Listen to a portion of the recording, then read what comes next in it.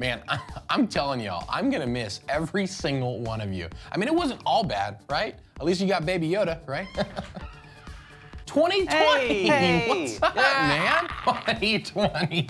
Good to see you, pal. Have you lost weight? You look great, by the way. Just a couple of tips. In the spring, they're gonna release a documentary called Tiger King. Just number one, they're gonna hate it at first, but then everyone's gonna love it, okay? And by the way, BT Dub, she did it. Get out. Okay. Oh, by the way, the movie Cats, biggest apologies, okay? I really apologize. I'm sorry, okay.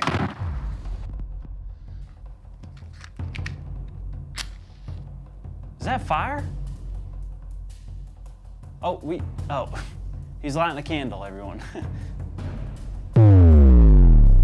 What are you doing? Come on, Mike. Don't.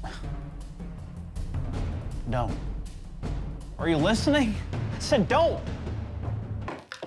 Whew. I thought there was about to be another. It's Corona time. What is that? Hey, it's Corona time right now. What's Corona time? It's Corona What's time. Corona? Man, that's it, man. I'm gonna go attend a large social gathering, dude.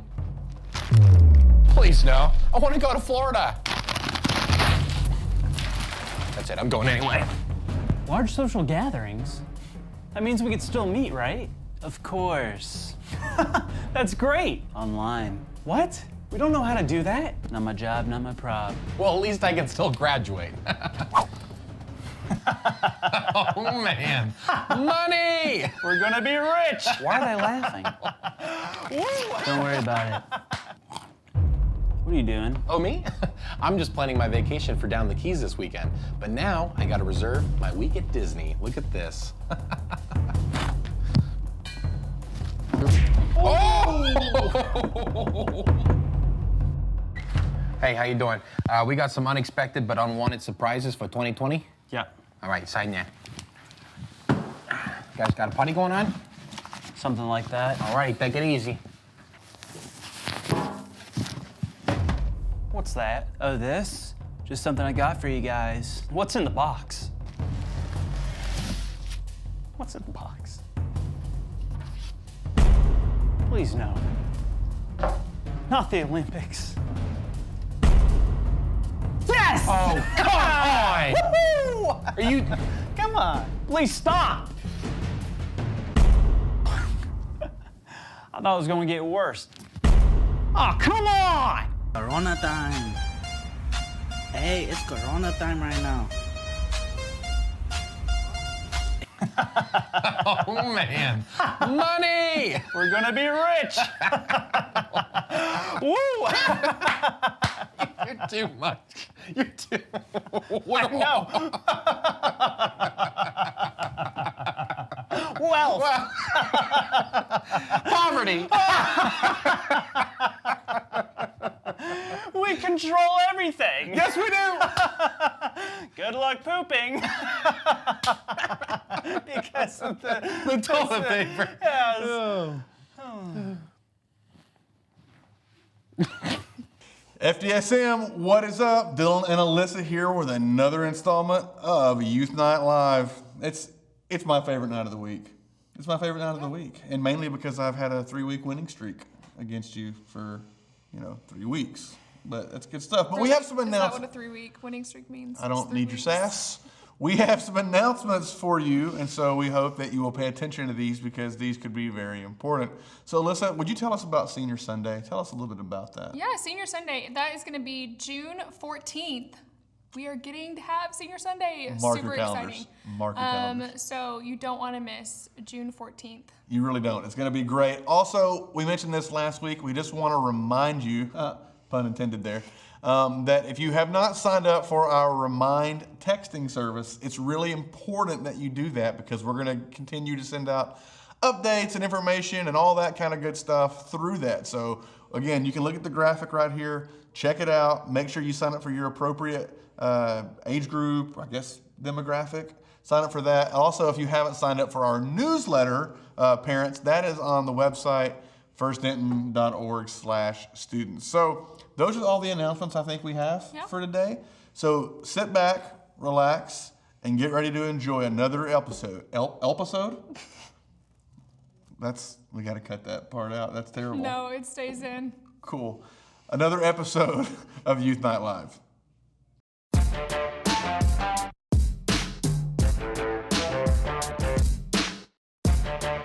All right, y'all. It's time to kick off the show officially. And so we always do this because it's important that you guys know what's going on in the world. And so we hope that this has been entertaining, but we also hope that it's been informational. Because really that's what we're about. We're about giving you the information that the real media is too scared to give you. That's not really true. But that's what I like to think anyway, that we're giving you something that everybody else is afraid of. So without further ado, it is time for News in the Know.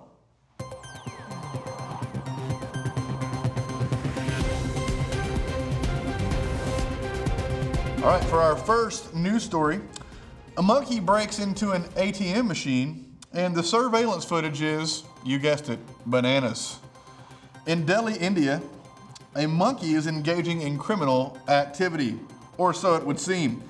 Security camera at a local branch of the state bank caught a monkey ripping off the front panel. Turns out he was not actually trying to steal the money, but he was taking a piece of plastic off of the front because it was shiny. However, people on Twitter were sure to notice the monkey after it went viral, and many are afraid that this is leading to the absolute end of humanity and the ushering in the Planet of the Apes. Florida judge begs lawyers get dressed for Zoom hearings. A Florida judge has one request for attorneys showing up for court hearings via Zoom. Get out of bed and put on some clothes. Often lawyers are not looking at their screens, but down at their files and their outlines or their notes. So remember to put clothes on for your next Zoom meeting. Try not to freak out at this museum's creepy coronavirus lockdown challenge. The Yorkshire Museum Twitter account decided to put a challenge out to other museums, and the challenge was this: we will post one creepy item that we have in our museum, and you see if you can beat it. The item that the Yorkshire Museum posted, it was a hair bun from a 3rd or 4th century woman, still with bobby pins intact. Other museums were sure to respond with other terrifying things, including but not limited to pictures of children's toys, dolls, mermaids, and even a plague mask. In a related story, I will be up for the next 4 or 5 days with night terrors. Woman told to show dog's driving license to prove that she owns his Facebook profile. In 2010, animal lover Emily set up a Facebook profile for her dog Max. She doesn't use his page very often, but after getting married, she decided his profile needed updating so that Max had the correct surname on his account. After trying and failing to remember the login details for the profile, Facebook eventually locked Emily out of the account, so she reached out for help to reset the password. Emily was then told that in order to access the account, she would have to verify Max's identity by providing a government-issued ID or a driving license. I have no choice but to teach him how to drive. Well, good luck on your driving test, Max.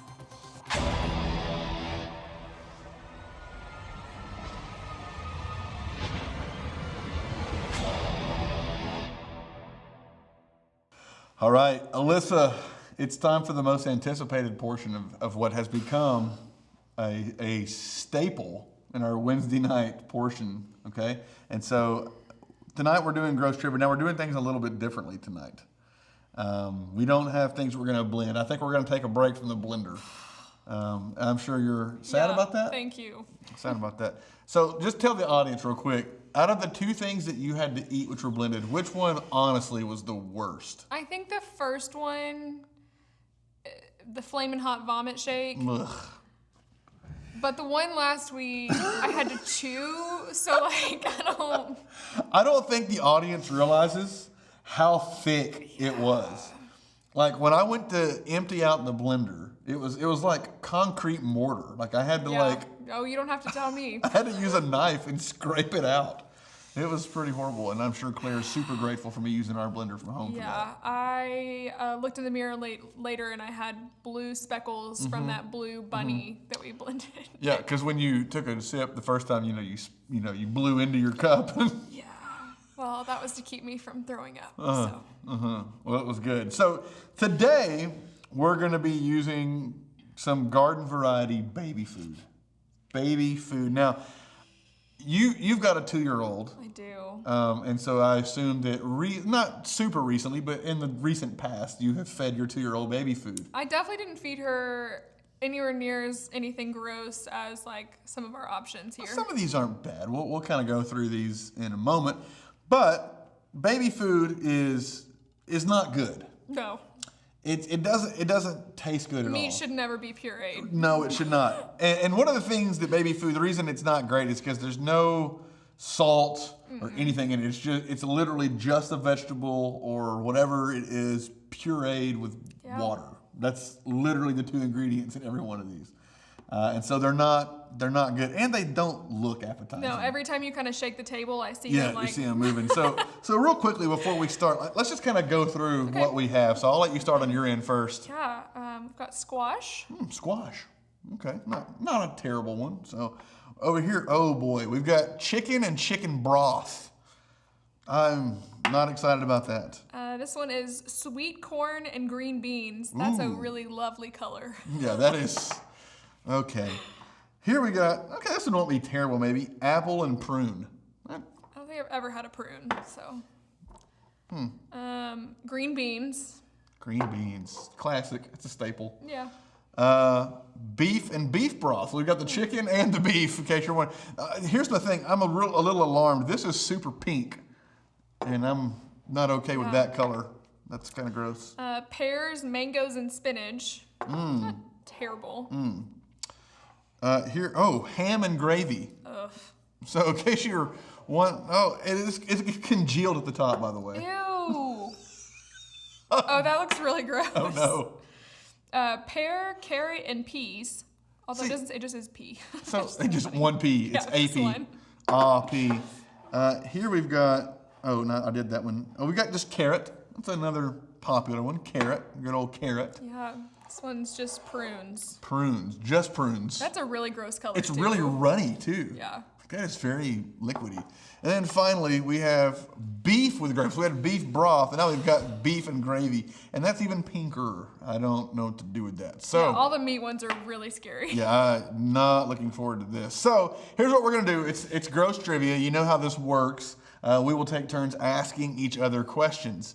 If the person getting asked the question gets it wrong, then the person asking the question gets to pick one of these for them to take a spoonful of and eat, right? And we have 5 questions each.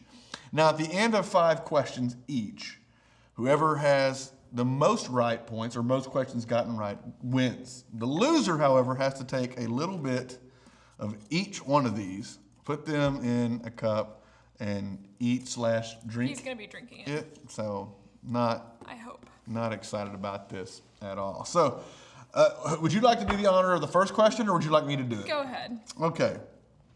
Alyssa, what percentage of your total weight is made of blood? Is it 10%, 12%, 6%, or 8% of your total weight is made of blood? 10, 12, 6, or 8%? 8.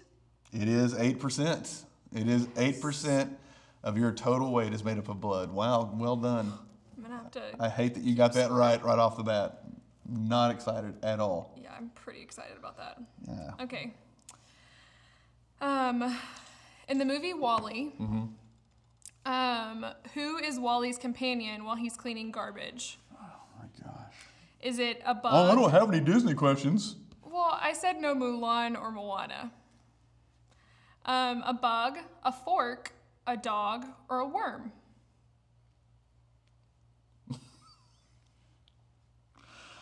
What were the options again? A bug, a fork, a dog, or a worm?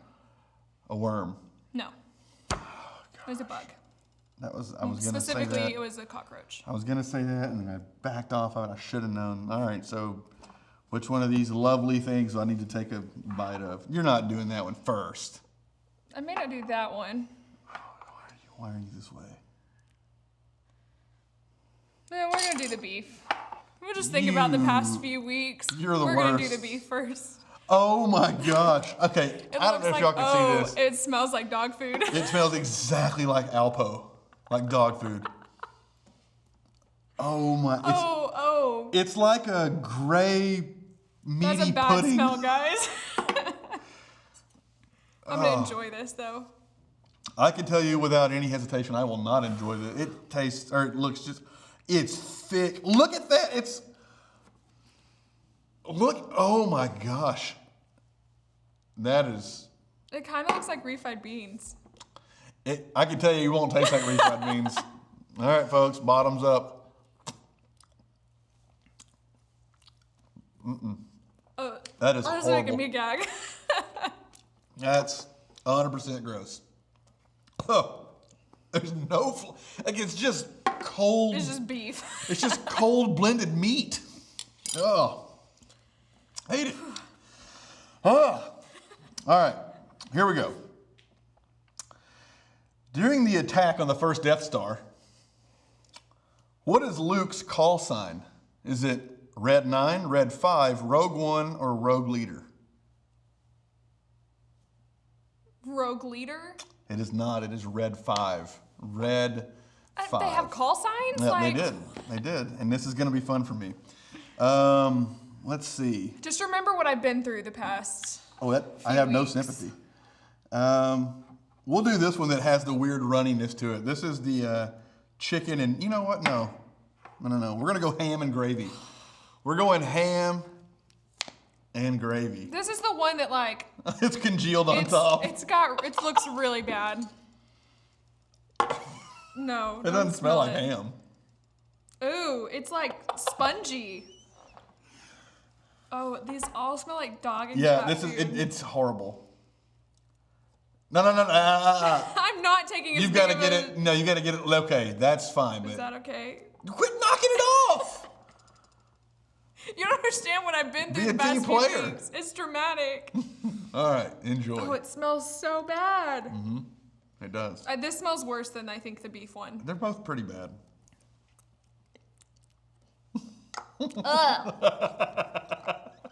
We should have got a trash can Yeah, we should have. or like a drink. All right, so you're still ahead though. You're ahead 1-0, so you're in the lead, Yeah. which is somewhat disconcerting for me.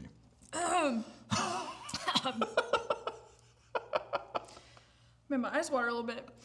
In High School Musical, Of course. finish the quote by Ryan Evans. Are you serious?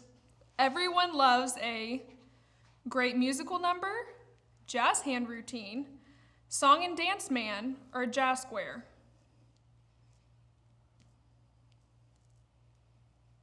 Jazz Square? Yeah. It is? Yeah. Oh my gosh. Thank you. You don't be surprised. You're a good guesser. I'm not surprised at all. Okay. Whew. I feel a little bit better. So we're tied 1-1. Yes. Okay. What is the world's most venomous fish? Is it the stonefish, the pufferfish, the lionfish, or the zebrafish? I know they're all terrible. They are all You terrible. don't want to encounter any of them. You do not. They are But I all don't remember which one's the worst. stonefish, pufferfish, lionfish, or zebrafish. Most venomous.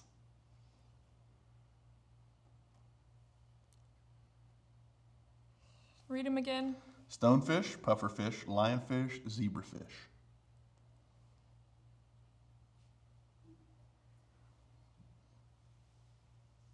Puffer? It is not. What It was is the it? stonefish. I the always most second guess myself. Venomous fish in the world.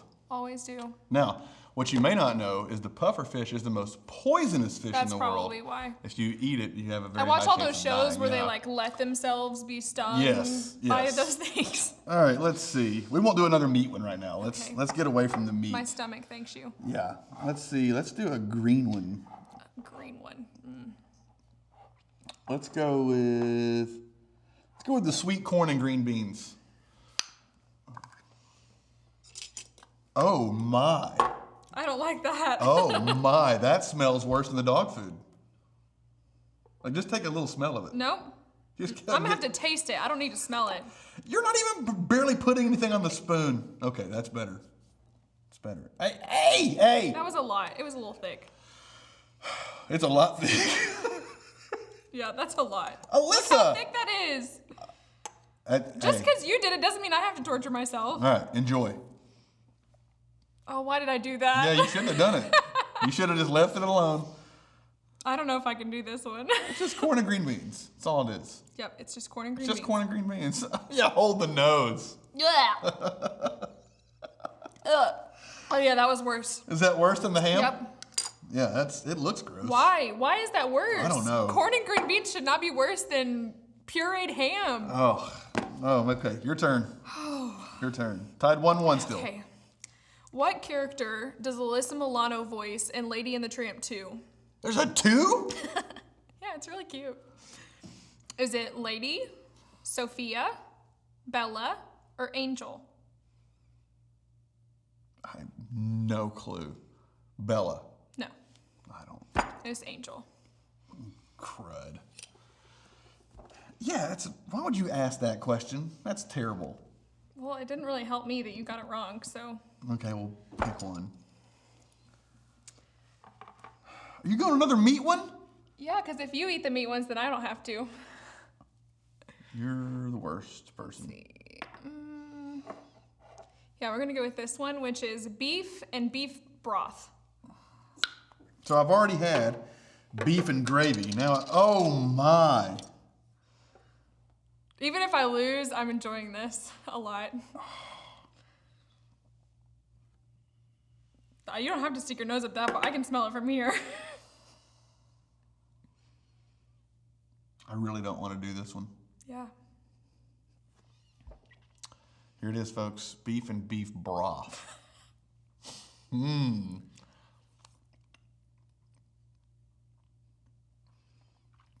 Well, that's worse than the gravy. A little more beefy. It's a little more something. Whew. Oh man, I need a mint or Yeah. something. That's awful. Okay, Alyssa. No more Star Wars. On what planet does Jabba the Hutt live? Is it Bespin, Coruscant, Alderaan, or Tatooine?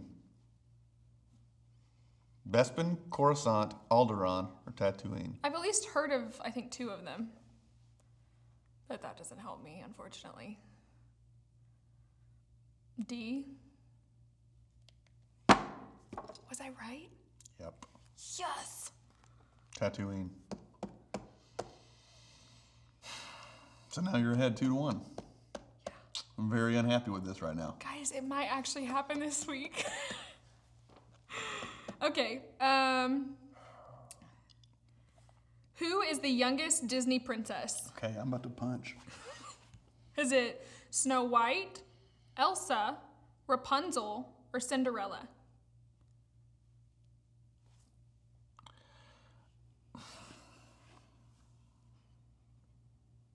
Why are you this way? Why are you this way? Okay, I've lost every week, so. Okay, tell me the choices again. Snow White, Elsa, Rapunzel, or Cinderella? Snow White? Yes. Still in it. We're still in it, baby. Yeah, Woo! I have to get this one right. Oh man, that was something. All right, here we go.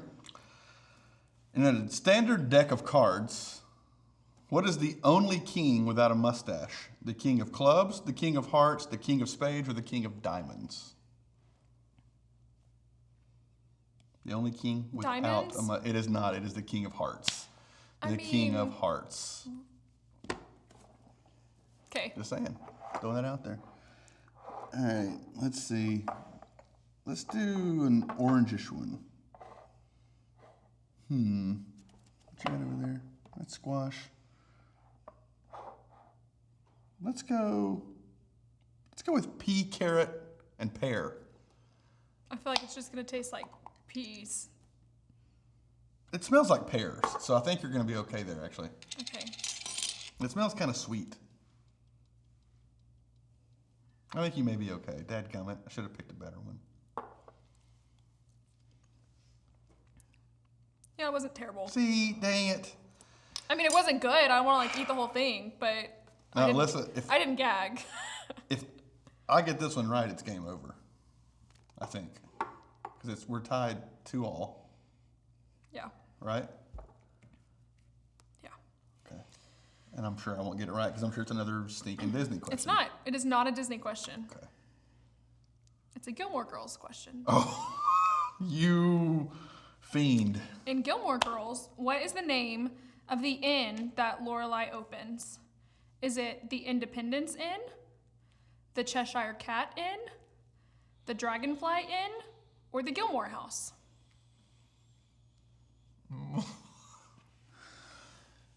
Tell me the choices again.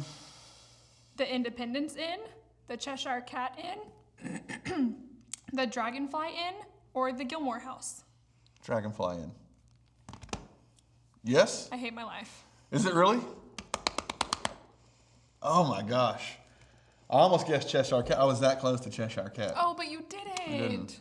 Well, I've got one more question, so if you get it right, we can be at a tie.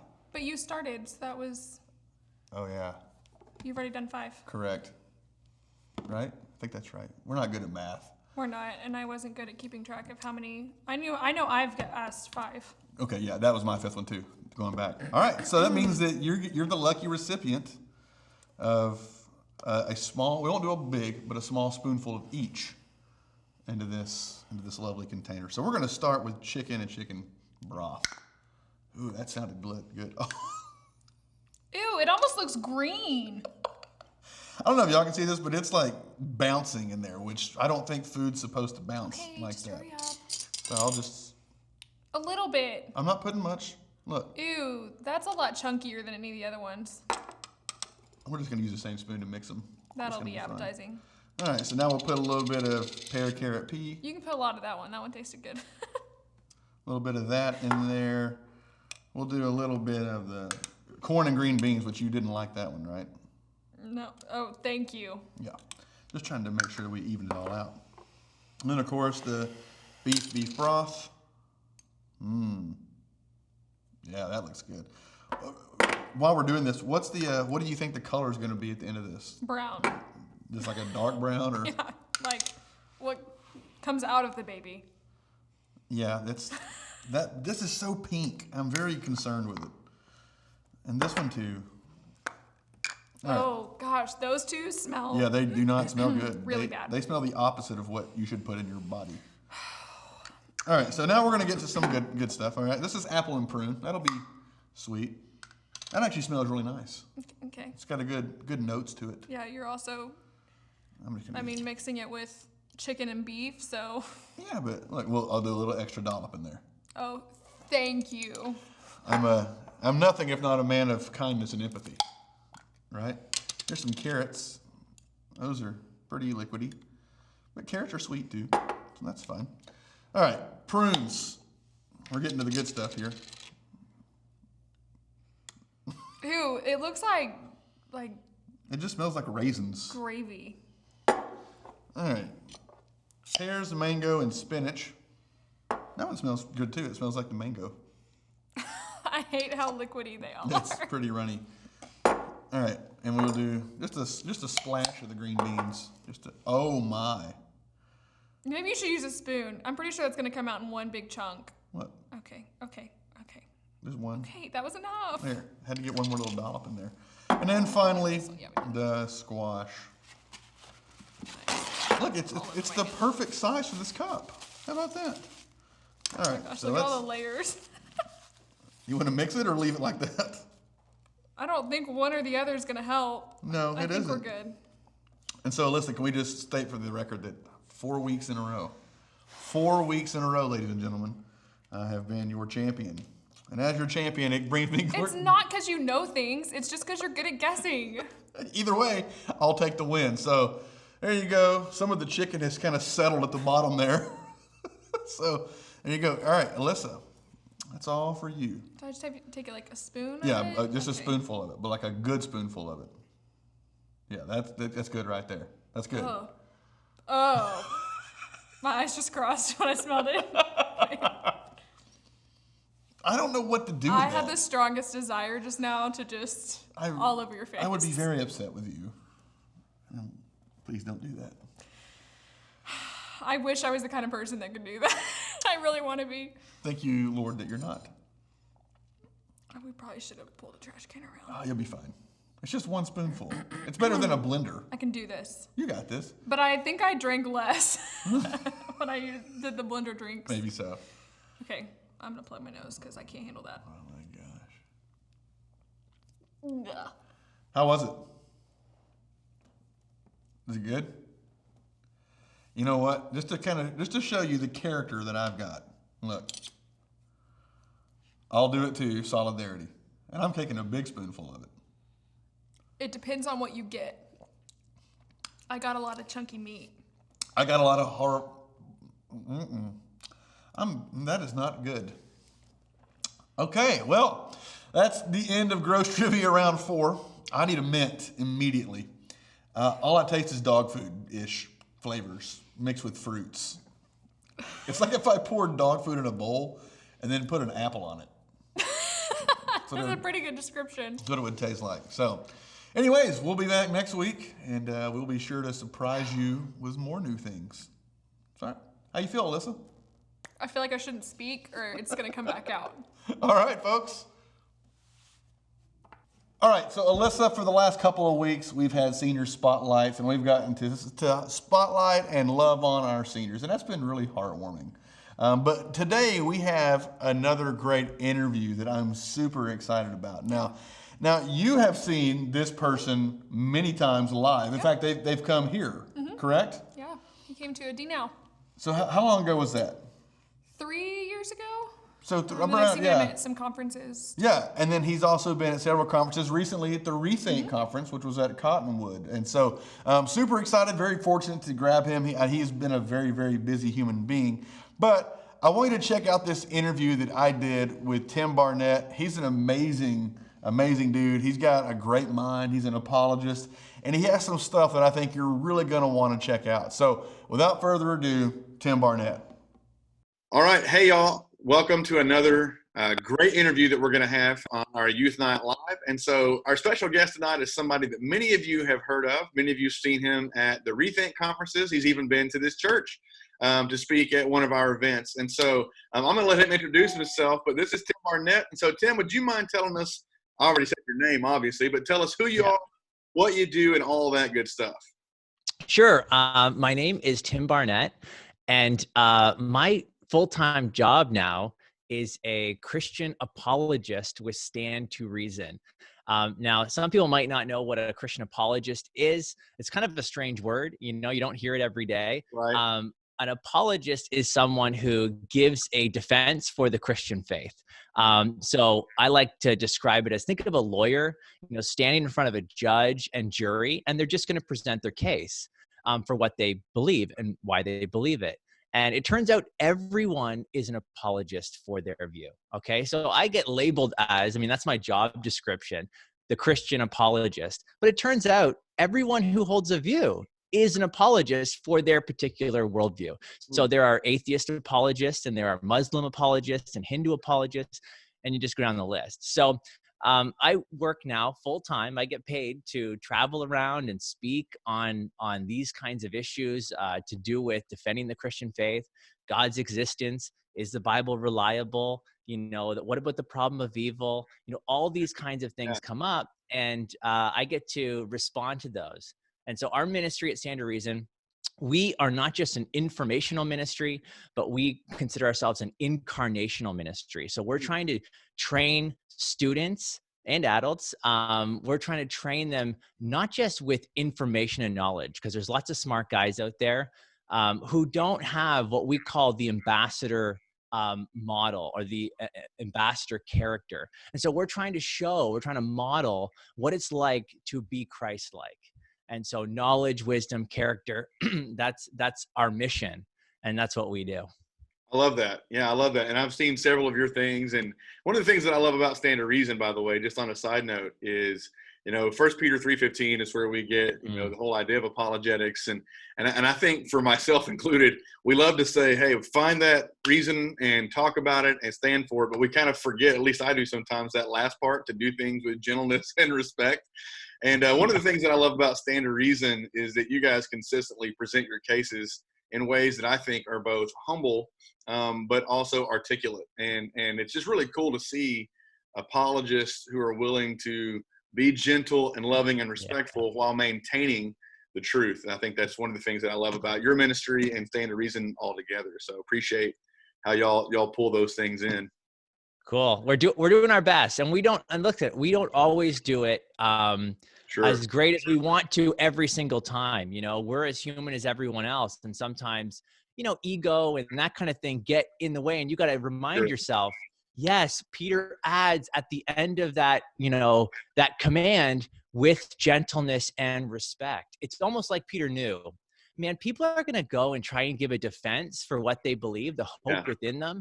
And they might not be nice about it. They might be jerks about it. Right. So he adds that, you know, he adds that comment in there. That's good. Yeah, it's great. So thank y'all for doing that. Okay, so the question I really want to get to the heart of is this for teenagers, right? Because I work with teenagers, and you work with teenagers. Why is apologetics something that is so important in teenage years? Why is that something that they need to kind of get a hold of and grasp right now? This is really good. And I give a whole talk on, you know, why apologetics. And in my mind, I'm thinking of young people in particular, but I have kind of a four responses. The first is the Bible commands it. Okay. So why apologetics? The Bible commands it. That's for everyone, young person, old person, whoever. We already talked about 1 Peter 3:15, but there are other examples in scripture where we're told to, contend earnestly for the faith, this kind of thing, defend it, contend it, destroy arguments and lofty opinions raised against the knowledge of God. So there's a clear pattern throughout scripture that we are supposed to do apologetics. Okay. So that's the first thing. The Bible commands it. And if the Bible commands something, we should do it. Okay. Right. But here's another thing. The culture demands it. Okay. The Bible commands it. The culture demands it. Now, this is something I don't have to even explain to young people because they know, they live in the real world. They have friends who aren't Christians or maybe friends who are Christians but are struggling with doubts. And so it turns out that the culture out there is asking a lot of big questions. And so naturally, we need to be able to respond, to give an answer to those. So right now, we're in quarantine. You know, I haven't been able to travel for months. And so we're doing a lot of events like this. And so this question about the problem of evil, how could we believe in a God who would allow this kind of thing to happen? That's a natural question. Where is God in a coronavirus world? You know? Yeah. And so the culture's asking that. And as Christians, we should be able to give a response to that, right? Yeah. So the Bible commands it. The culture's asking the questions. They're demanding that we give an answer. Okay. The third one is the church needs it. Okay. The church needs it. Now, and this is probably the point I would camp out on if we had, you know, a lot of time, is when we look at the studies, okay, of the number of young people who are walking away from the church. The numbers are, you know, kind of all over the place, but it's somewhere between 50% and like 80%, okay, of young people who are in the youth group right now, who by the age of 15 and older end up at some point walking away from the church. And the number one reason they cite is intellectual doubt and skepticism. Okay. Wow. Now there might be, I'm not like, there's other factors involved, obviously. But this is one of the things they're citing. They're saying things like, you know, the problem of evil, or the Bible's full of contradictions, or, you know, science. How can I be a Christian and hold to science? Right. You know, can those be compatible with each other? Those are the kinds of questions they're asking. And many of them are walking away. And so there was actually a study that came out last year by Fuller Youth Institute. And it was a big longitudinal study. They followed a number of young people who had walked away from their faith. And they ended up asking the question to these young people, you know, what was it? And they said, it wasn't doubt, okay? It was doubt that they didn't express. It was doubt that they left inside. what they actually found was young people who had doubts, because we don't pretend like we don't. I've had doubts. Everyone's had doubts. Sure. Doubts that are allowed to be expressed to maybe a youth pastor or a parent. And then when they get the answer and response, it actually strengthens faith. So what they found was that young people who are left with their doubts and they just keep them silent, that's deadly to faith. But doubts that are allowed to be asked and expressed, those students end up have their faith strengthened, which is really interesting. So, and that's what we're doing with apologetics. We're trying to answer those doubts. Absolutely. Right. So I said, the Bible commands it. The culture demands it. The church needs it desperately. Okay. Because there's an exodus happening. And finally, the results confirm it. Yeah. It just works. Okay. You look in the New Testament and you find Paul doing apologetics, and some were persuaded, it says, and then you just look out in you don't have to go back 2,000 years ago. We know people. You guys got to meet J. Warner Wallace. There is an example of someone who, through apologetics, now is a believer. Okay. Right. And so God uses all kinds of means to accomplish his ends. And one of those means is this thing called apologetics, just answering questions. So there you go. That's young people need this stuff. I love that, and one of the things that, because I know we don't have a whole lot of time, but I want to just camp out, like you said, on that third point, which I think is so important. I don't know about everybody else, but like for me growing up, I grew up in a kind of a generation. I'm on the tail end of Gen X there. And so I grew up in a generation where you didn't really ask questions like at church, especially if you're like, and if you did, it was just like, don't worry about it. Just go to church. And so one of the things that I have always maintained, I've been in student ministry for 20 years. And one of the things that I've maintained is that, man, not only is doubt something that happens, but it's necessary. There are moments in life when you have to ask questions, and there are things you need to wrestle with. And if we as the church are not equipped to answer those questions, or at least attempt to answer those questions, we're really doing students and children a disservice, who will hopefully not walk away from the faith, but the evidence states that they might. And so you're absolutely right. You're absolutely right. We need to do a better job as the church, answering these tough questions. I'm right there with you. I grew up in the church, okay, and nobody ever tried to answer any of these questions. And when I got to university and I met people, I was kind of sheltered, going to youth group, doing all those things, a lot of Christian friends. Then I go to a secular university. I'm studying physics, and I'm surrounded by people. I felt like I was the only Christian. And I got Muslim friend, a Jewish friend, an atheist friend. And all of a sudden they're asking me questions. Oh, Tim, you go to church. And they're just curious, friendly questions. But why are you a Christian? And you believe Jesus is God? Why? Why believe that a human being is also God? Yeah. And I had no idea what to say. I told them I was a Christian because my parents were Christians. And that was it was an embarrassing moment in my life. Like, I still remember it, because as soon as I said it, I wanted to take the words back, because it was such an irrational thing to say. It was and I went home and started searching for answers to their questions. And that is actually how I discovered apologetics and fell in love with, this whole idea of, hey, there's answers out there. I discovered guys like Ravi Zacharias and Greg Koukl and William Lane Craig, and you just go down the list. I had no idea that there were these thoughtful Christians who were thinking about these, really tough challenges. Yeah, absolutely. So you and I, if we had more time, we could love to chat about it, but you and I have almost literal identical situations about college and growing up in the church and being like, wait, what? This is crazy. Yeah. And so, but yeah, I love that part of your story. So we talk about apologetics as being able to answer questions about things that people might ask us about our faith. And so one of the things, I think the most common things that students are going to run into is maybe not the hard-nosed atheist, but certainly the skeptic. And the skeptic is simply going to say things like, well, what evidence do you have that God exists? And so Yeah. just to, obviously this had to be a brief one because there's a lot we could unwrap here. But what do you think is some of the best evidence that points to the existence of a God versus the existence of no God? Yeah. So for me, and this is going to depend on the person, Sure. I used to be a science teacher. So kind of the arguments that have science involved in them, for whatever reason, they appeal to me. Yeah. Probably the easiest argument to kind of memorize and get your mind around is it has a fancy name called the Kalam cosmological argument. Mhm. But it's actually real simple. It goes like this: everything that begins to exist has a cause.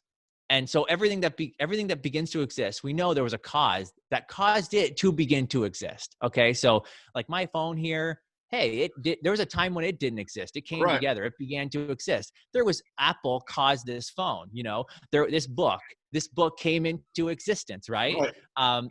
It began, and this is real. It's just a real intuitive principle. In fact, we don't know of any example where that's violated. Okay, where something began but didn't have a beginner, like it didn't have a causer. It just like popped into existence, okay, Right. uncaused out of nothing. That just doesn't happen. The second premise goes like this: the universe began to exist. Now, this is where you can use philosophy or science to back this up, but there's a lot of evidence, okay, especially from science in the last 100 years, that points to the universe having a beginning, okay? In fact, Right. there was a lecture by an agnostic, maybe atheist astrophysicist named Alexander Vilenkin. He says in the lecture, it was for Stephen Hawking's birthday, and he says, all the evidence we have says the universe had a beginning, all of it. And I mean, it's true. There's just so much evidence for a beginning. I can't go into here, but you just got to trust me. Yeah. That's where modern science points, and actually that's where philosophy points too. If you think about, if you saw a series of dominoes, okay, falling, and there's a domino right here, it's about to get knocked over. Well, the reason this one knocked over is because there was one before it that knocked it over, and one before that, and one before that, and you keep Right. going back. Now, the reason you can get to a domino today that's about to fall over is because there was a first domino that knocked over to get to this point. Yeah. If there was no first domino to fall, you would actually never, this is kind of a philosophical mind melting, Right. kind of thing, but you would actually never get to this domino because there's always one more domino that would need to fall to get to this one. Absolutely. And so it turns out you can't have an eternal universe, okay? Because it ends up being kind of an absurdity, an impossibility. And so there's a lot of reasons why the universe had a beginning. So everything that begins to exist has a cause. The universe began to exist. Therefore, logically, it follows the universe had a cause. Mm. Now, what could cause a universe? Right. Well, the universe is time, space, matter, and energy. Right. Well, so the cause has to be timeless, spaceless, immaterial, extremely powerful to make a universe. These are the attributes that we give to God. Look I got my Bible right here, and I can look in my Bible and get the attributes of God out of it. Okay, that's systematic theology. I can look in here, oh, God's timeless, from everlasting to everlasting, you're Yeah. God. Okay, write that one down. I can go over here, oh, God's powerful, but I didn't do any of that a second ago. I just used what's called natural theology. We look at the world, Right. and we can actually discover what God is like. And actually, that's what Romans 1 tells us. It says Right. his invisible attributes, namely his eternal power and divine nature, have been clearly seen, being understood from what has been made. And so it turns out we can get to know God through studying his world, okay? And also through studying his word, which we also do, okay? So it's a both and. We want to do both those Absolutely. things. So that's the first argument is, look at a timeless, immaterial, spaceless, extremely powerful, you could argue personal and so on, being created the universe. Yeah. That gets you to something like the God of the Bible, okay? Yeah. It's not like to Jesus. It doesn't get you right to Jesus, but that's not what the argument's meant to do.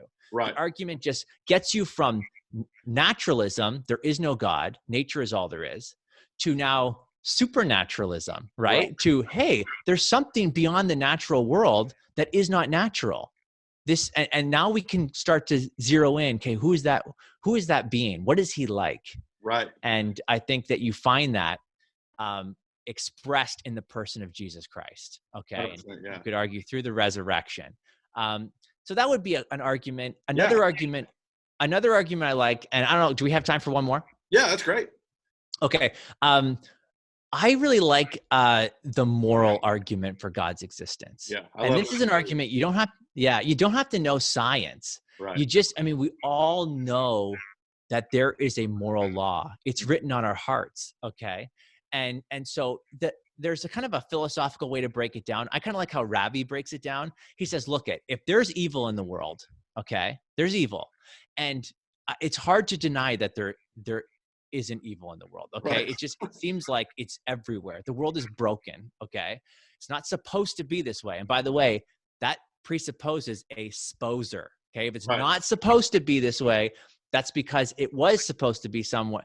And that, I think, presupposes a designer and someone who, supposed the world. Right.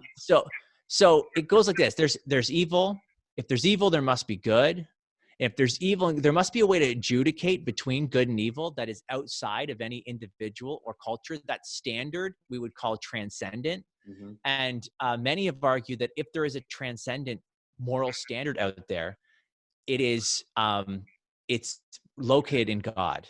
If it's not located in us, where else is it going to be located? Right. And so the moral law that we all realize is out there, every time you break the law, right, you realize that, man, there's a standard, this moral law that demands a moral law giver. Mm. And this was an argument that C.S. Lewis made in Mere Christianity, Right. which is, it's a really great book. I think just because of our cultural time or whatever, some students find it a little hard to read. Mm-hmm. And that's why I know we're going to do some book recommendations, but this book here by Greg Koukl called The Story of Reality. Yes. It actually goes through the whole story of Christianity. Like what do Christians believe? Okay. But what he does in this book is really amazing because he answers two of the top challenges to Christianity: the problem of evil and how can we say Jesus is the only way? Yeah. Those are two big challenges in our culture. Well, if you understand the story of Christianity, Right. then you actually get answers to those questions. In fact, the evil in the world should not surprise the Christian. That is part of our story. Right. Genesis, you go back to Genesis 3, and that's what you find. You find that the world was made good, and then it was broken, and we live in a broken world today. So that's great. I love that.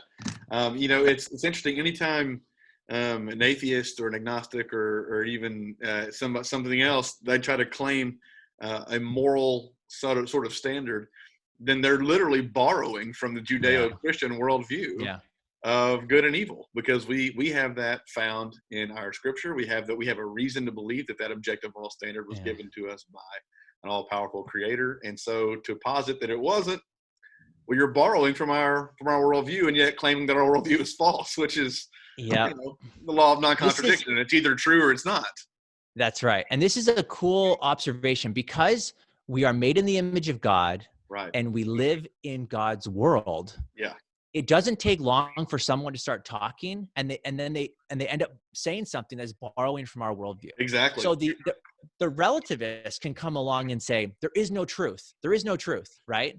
Or there is no moral truth. There's no right and wrong, good or evil. And then you watch them get, someone cuts them off on the highway, and they act as if some moral law, some standard was broken, that you shall not cut someone off on the highway, right? Absolutely. So you can't live it. You can't live it. And so Francis Schaeffer and Greg Koukl writes about this as well. He says, look, eventually what's on the inside ends up coming on the outside. Right. And if we're watching, as Christians are watching, we can pick up on it and say, hey, wait a minute, I thought you said you're a relativist, Absolutely. I thought you said there is no truth. Well, is that true? Is that true what you're saying? You can call out this stuff. Yeah, one of my favorite examples of that was a Ravi. Ravi was doing a conference, and I'm sure you've seen this. I've seen it probably 100 times because I love to watch it over and over. And this relativist kind of college student in the crowd, he's basically saying, well, I just don't understand why, you have to have this standard of good and moral, blah, blah, blah. And Ravi goes, do you lock your door at night? Yeah. And the guy was like, well, yeah, why? And just watching this kid watch his argument fall to pieces just from getting Yeah. asked one question. And Yeah. it's true. I think Yeah. that when people are presented with reasonable, rational data and evidence, that it does cause them to think and at least go, Yeah. whoa, I didn't know. I mean, maybe backstep off that a little bit. That's right. And this is where we have to be gracious because, Right. and Ravi's so good at this. Absolutely. You have to realize that some people say things and they believe things because that's just what they saw in a movie, or that's what they heard their parents say, or that's what, this kind of deal. And so when you're able to catch them in it, we don't want to say, got ya, Right. you're so stupid, that kind of thing. We're just saying, maybe haven't thought about this, and can I ask you a question about it? And questions are very generous. Jesus used questions all the time. That was his tool of choice with friend and foe. Okay. He was always asking questions. And so rather than say, oh, look what you did. Say, Right. oh, well, I thought you said that, you don't believe in good Right. and evil, right and wrong. Sounds like you do though. Well, I'm a little confused here. Which is it? That kind of thing. Yeah. One of the hardest lessons that I think I've learned, not only as a Christian, but also as an apologist, is when I first started off, it was all about winning the argument. And now it's so much less about winning the argument and just having a civil conversation and a respectful dialogue, because the moment that it becomes an argument, then it becomes defensive, and then there's really no side that wins. But when you can keep a dialogue going, you want to maintain that for, years or months or weeks, however long it takes. You want to continue to have those conversations and build that trust. And, I would rather lose. I would rather lose the conversation and maintain the friendship, Absolutely. than win the conversation and have that person cut me out of their life Yeah. or think, oh, this is what Christians are like. Exactly.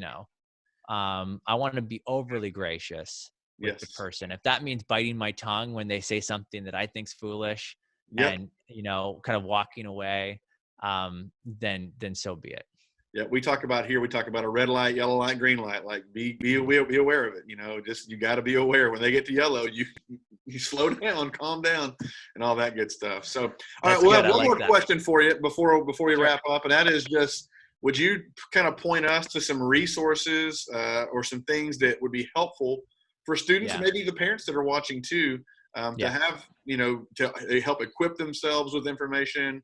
And to be able just to talk to their friends about Jesus in this realm. Definitely. I knew this question was coming, so I just went and grabbed a bunch of books. That's great. And so we talked about God's existence. Yeah. And I think this is probably one of the best books that goes through a number of arguments. I think there's 5 arguments for God's existence, called On Guard by William Lane Craig. Great book. And it's just, it's written for a high school, student, college student, real outlines the argument so you can follow them step by step. It's really well done. I mentioned Story of Reality for the Christian worldview, because many of us have a worldview that's kind of like puzzle pieces. My wife's downstairs, she's got a puzzle going. She loves puzzles. And it's like the puzzle's just dumped out of the box and you don't know where the pieces fit together. Right. Yeah. So here's the incarnation and here's, the fall and and how does this all fit? And that's a question I had, like I said, sat through so many services. I can't tell you how many. We did the youth thing. We did Wednesday meetings. We did Friday night. We did Sunday school.